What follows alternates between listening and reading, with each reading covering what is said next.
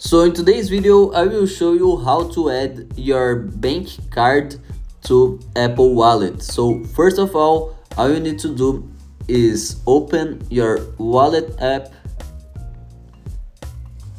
and now what you need to do is click on this plus button on the right corner. Okay, click here,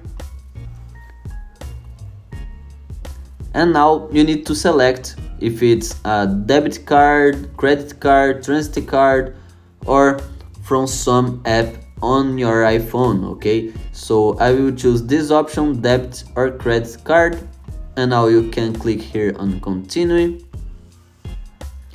and all you need to do is hold your card next to your cell phone. So let me do this real quick.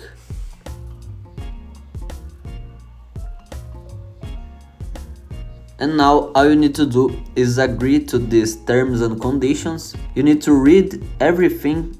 So once you read everything, hit here this agree on the bottom corner and wait some minutes.